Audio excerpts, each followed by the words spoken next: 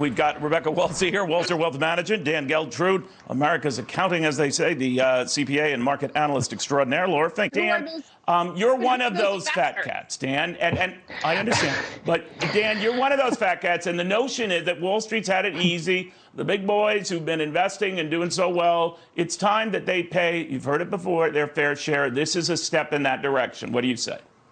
Well, that's the headline, right, Neil? That's what draws people into the argument of we got to stick it to the man. But that's not true. Look, I said from the very beginning, when Joe Biden was talking about that he was going to raise taxes, believe him. When he said he was only going to raise taxes on the rich and corporations, that's where you stop believing him, because this tax is going to be passed through to anyone who has a trade. And to then say you're going to take that money and make college free or to forgive college debt makes no sense, because they're not related. The whole thing about the college debt, Neil, is it's not that it's not too expensive. It is. But people are not managing the return on their investment related to going to school.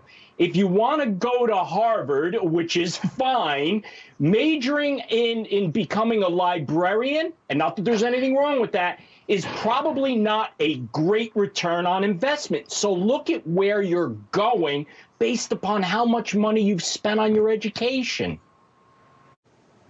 You know, it's uniting, Dan Geltrude, Republicans and Democrats that say, all right, we got to look into this. And earlier I spoke to Senator Marshall of Kansas on this, who said, and maybe because AMC is in his state, that it bears watching. This is from Senator Marshall a little while ago. How many people would watch the Super Bowl if we changed the rules at halftime? And that's what I feel like a lot of investors feel like, that everyone deserves equal opportunity to make money on Wall Street. We got to be careful here, not overreact, but let's take a dive and see, why did they pull the rug out from under us? All right, that sounds like the old Ronald Reagan here. I'm from the government. I'm here to help. But what do you make of that? Well, Neil, I'm not against the government having an investigation into what happened and figuring it all out. But the most important thing here, in my opinion, is that we're maintaining a level playing field. And when things started to shut down, it became an unlevel playing field. Now, there's no reason for the government to believe that they have to start babysitting investors. There's a parallel here to a gambler going into a casino.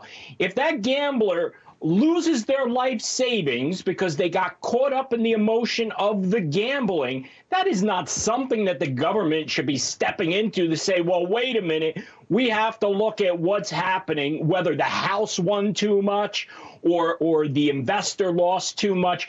Ultimately, the market is going to straighten this out over time, because people got burned, and hopefully they're going to learn their lesson. Well, I'm going to end with Dan here. Dan, do you expect a bumpy ride Monday? Is this over, or could this get at least a little more volatile?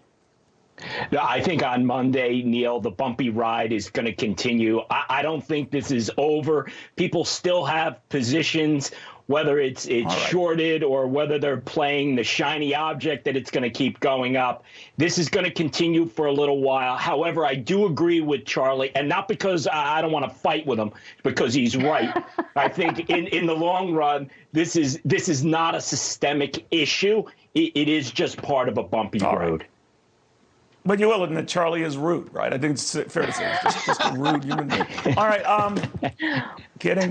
Guys, thank you all very, very much. We'll see what happens Monday.